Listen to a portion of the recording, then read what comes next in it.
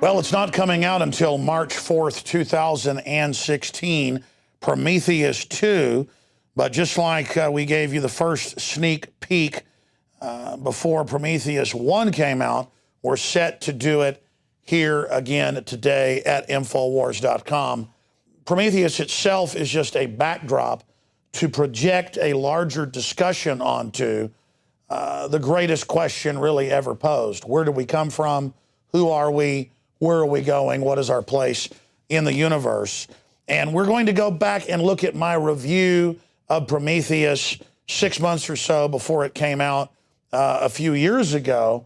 And then we're going to give you a sneak peek from our sources without giving away too much on what is going to be in Prometheus 2. So first look at Prometheus 2 here today. Now, I want to be clear. This breakdown is not an assault on Christianity, which is my faith. But my faith is not the Christianity promoted by the mainline preachers, many of them themselves dogmatically controlled by their administrations and state-run systems to keep the public unaware of what the elite themselves believe, which is not necessarily what I believe. But it's important to understand the governing system of the establishment if we hope to beat them. Now, the elite themselves see themselves becoming the master engineers. Ray Kurzweil, that heads up Google's future technology development, has said he doesn't believe in God yet, but that he will soon become God, and that those of us that don't accept this will be stepped on. They're saying it's the end of humanity. They've decided we're garbage, and that they're going to merge with the machines and become these godlike creatures. They're now playing the part they see as God, preparing for a new overwrite, not by water, not by fire, but by genetic engineering, AKA the Prometheus model. And then there's also the point of AI technology. Will it end up being dominant over humans that have been discarded? Or will it be the super genetic engineering family that becomes dominant? Now, there are a lot of good things in the fire of Prometheus that technology, genetic engineering could help us. With frogs and other amphibians, we could grow back limbs. We could grow back eyes. We could have brain chips that help us live longer and not have Parkinson's. A lot of that already exists, and DARPA's acting like they just now rolled it out. The larger problem is there are thousands of companies and tens of thousands of experiments going on with human embryonic cloning for at least 30 years that was kept secret until a few years ago, splicing humans with animals, really nightmare things that eclipse anything you see in Hollywood, in any film for that matter, not just Prometheus. Here's a few articles. Growing human organs inside pigs in Japan. Glowing in the dark monkeys that are part jellyfish you can buy in Hong Kong bazaars. Artificial human ears grown in labs.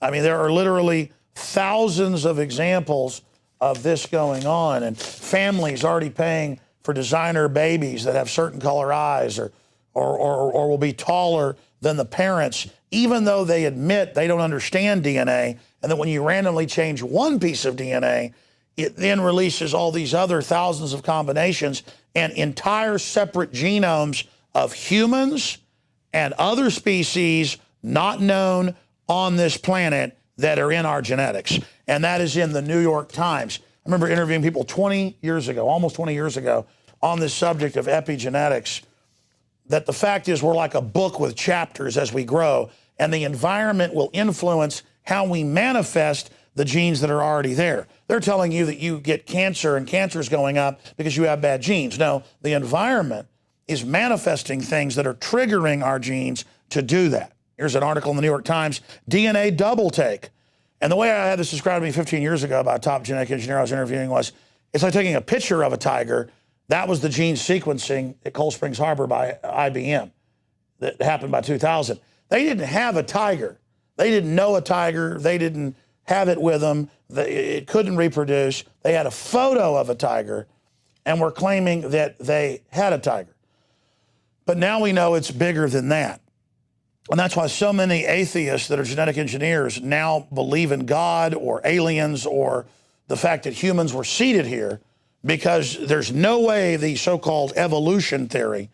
See, the mainline Christians that follow dogma put out to make Christians look bad, they're there to discredit Christianity and make it look unscientific. The truth is everything in it affirms it.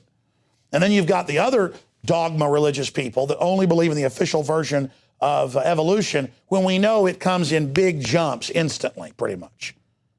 And that's what this says. It says there's no way humans were basically from this planet, and there's no way, and we've got all this DNA that isn't even, it's other humans but other things, and it's freaking them out.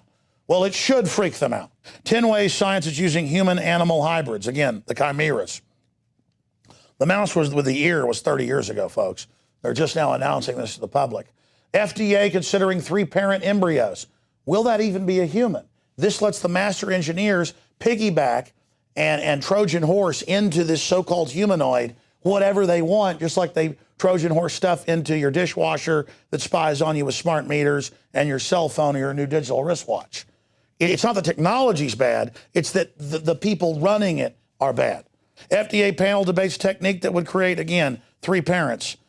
Genetically modified babies, New York Times. Because I talk about spider goats 15, 20 years ago. People thought I was lying, even though I had the CEO on of part spider, part goat creatures to create body armor. Again, here's Time Magazine, Prometheus 101, the science behind Ridley Scott's vision of aliens populating Earth. It's not such a crazy idea. Research has long supported the theory that life originated elsewhere. Again, they're telling you their religion here, okay? Evolution is discredited. It's not the way things happen. Cars evolve, culture evolves. There is definitely change in species, change in genetic lines. I'm not saying some of it doesn't happen, but it's a very small part of the larger issue here that we're dealing with. Ridley Scott's Prometheus rests on real astronomy, another mainline headline. Seeding life through the universe, another article. Humans did not come from Earth, and sunburn, bad backs, and pain during labor prove it, expert claims. Daily Mail. Alien poll finds half of Americans think extraterrestrial life exists. All these different Earth-like planets that are being found with the super telescopes they've got now. Here's Wall Street Journal about Earth-sized planet with water could exist, could be discovered. On and on and on. Stephen Hawking says it obviously exists and that the aliens will probably destroy us. And I have been able to talk to folks that have seen a script out in Hollywood. It's all very secretive, but we do know the basic line of it. And it's about a human journey of humans discovering where we came from. But does that mean it's even true from the perspective that Hollywood is selling in this? The point is, this is a larger window into a discussion of where we came from. And when you have that discussion, and the reason I think that discussion is a good discussion, it will then lead people not just into fables and not just into conjecture, but to what humans are building and creating now that gives us a window into the DNA we have and what may have been in the past in other creations that the Bible clearly speaks of before the allegory of Adam and Eve. And again, ladies and gentlemen, we need to continue to brainstorm on these subjects and to talk about it, and then to realize this discussion allows us to transcend the social engineers who are trying to become demigods, who openly believe that we are their cattle to be experimented on and manipulated in their quest to become omnipotent gods, when clearly they are the most selfish, greedy, anti-human, anti-God type individuals I could ever imagine. These people follow the archetype of the devil or the destroyer or those that seek to suppress human enlightenment and human empowerment. So that is your sneak peek at Prometheus 2. You're living it, ladies and gentlemen. This is what's fantastic, is life on this planet, not this film that's coming up. But if we can hijack the discussion of it and use it to direct people out of the Hollywood system into the larger universe, it certainly has borne some positive fruit. And that's what we attempt to do here at Infowars.com. Ridley Scott, arguably one of the greatest living directors, is set to release a prequel to his 1979 mega hit, Alien, Prometheus. One of the most anticipated sci-fi films in recent memory.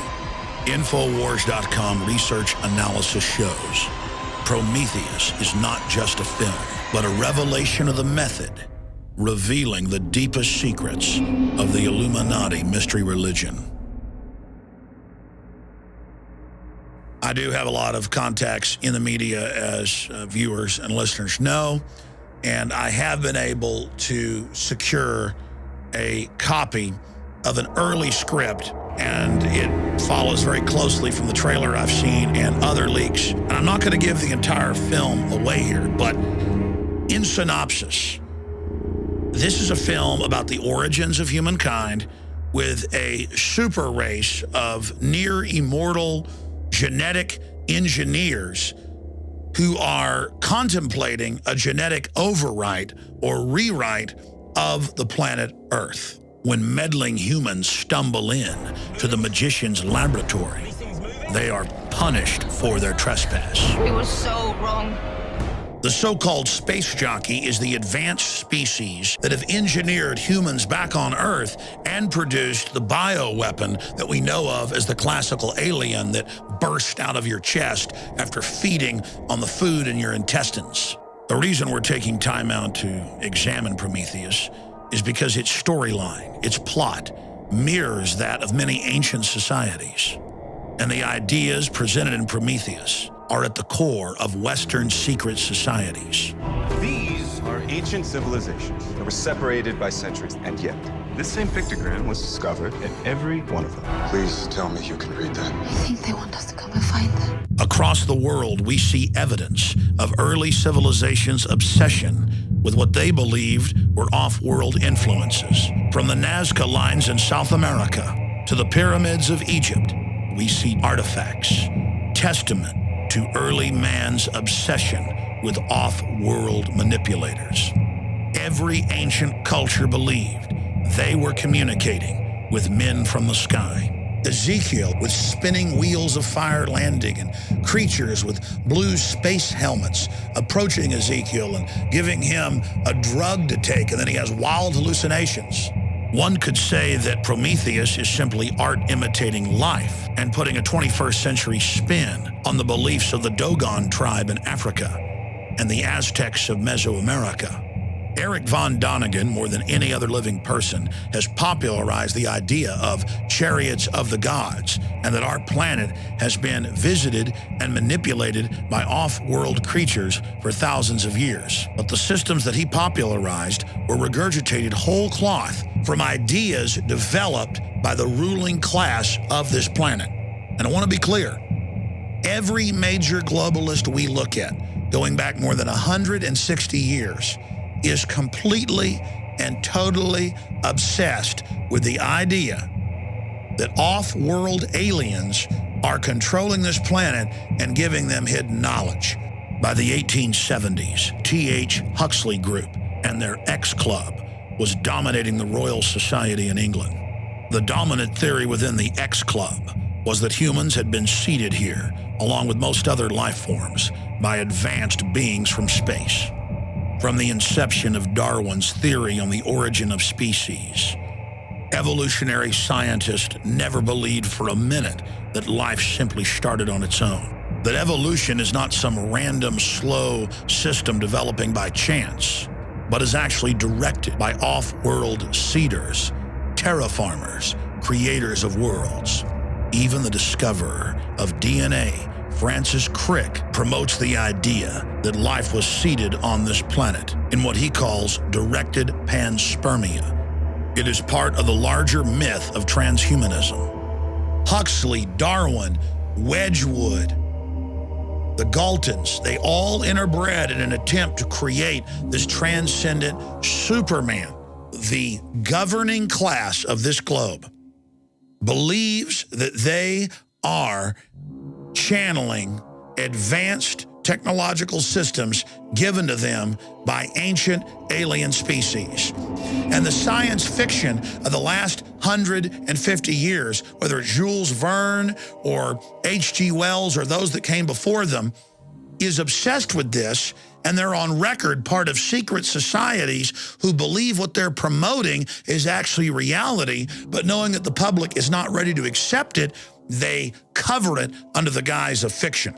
And the film Prometheus is completely constructed around the secret religion of the Illuminati, who believe that they are transcendent and becoming the Superman. We can create cybernetic individuals. We are the gods now. Blurring the lines between fiction and reality, we see a futuristic presentation of the technology conference TED. The keynote speaker is the founder of the Wayland Corporation, Mr. Wayland. There he describes Prometheus stealing fire from the gods. From the Titan Prometheus, our first true piece of technology, fire. The transference of fire, or the first technology to man, is only the beginning of his transgressions. Prometheus is a titan and the creator of mankind who attempts to elevate humans to the level of gods and is punished. The Illuminati believe they have stolen the fire of true genius from the gods. Biotech, nanotech, fusion. As man attempts to become godlike, we release potential forces that can and probably will destroy us. I want to say this in summation. We're not facing off-world genetic engineers that the elite believes created this planet, whether that's true or not. We're facing the global technocrats that are splicing every plant and animal and insect you can imagine together, that are creating chimeras with hundreds of species within them, giving rise to superviruses and bacterial mutations.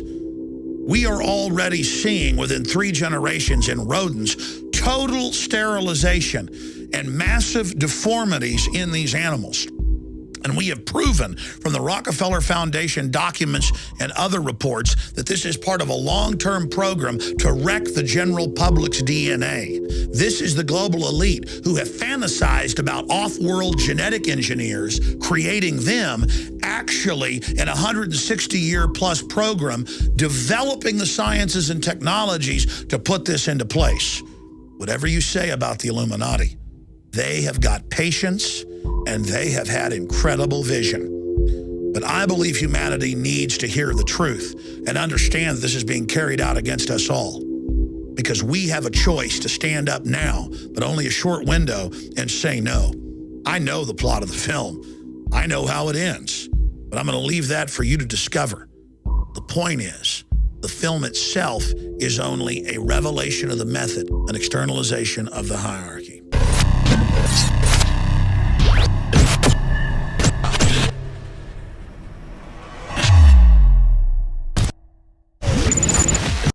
Alex Jones here to break down some exciting developments in the area of research concerning supplemental iodine. It's nothing less than phenomenal. I began to get into iodine a few years ago because it was helping me and my family so much get healthy and detoxify. And I used some of the mainline iodine supplements and they upset my stomach and I had some issues with it. Until I discovered a product being developed by Dr. Group, who I was already interviewing as an expert on my radio show, and I began taking the product before he actually rolled it out. You now know it as Survival Shield True Nascent Iodine that your body can really absorb. Then, about a year ago, he said, listen, if you think this is powerful, I'm going to come out with rare earth, deep earth crystals that are incredibly powerful that no one else has as a source for their iodine from between 7,000 and 12,000 feet, literally drilled out of the ground. You put it on a hot plate and it turns into the pure gas. No one else has 99.99% pure iodine. And the results that I personally have had have been life-changing. I was over 270 pounds. And with the iodine, exercise, and better diet, I have lost now more than 50 pounds total, and I'm continuing to lose the weight. I have more energy, my libido, all this crap came out of my skin. I believe our research is conclusive. This is the best iodine out there. And I know this for a fact. Nobody else has got iodine based on these pure crystals, ladies and gentlemen. This is innovating. This is trailblazing. And the best part is it helps fund Infowars.com, the radio show, the TV show, the whole media operation promoting true libertarian ideas. For a limited time, experience the ancient power of Survival Shield X2. Take advantage of this unprecedented 30% off Super Detox special at InfoWarsLife.com.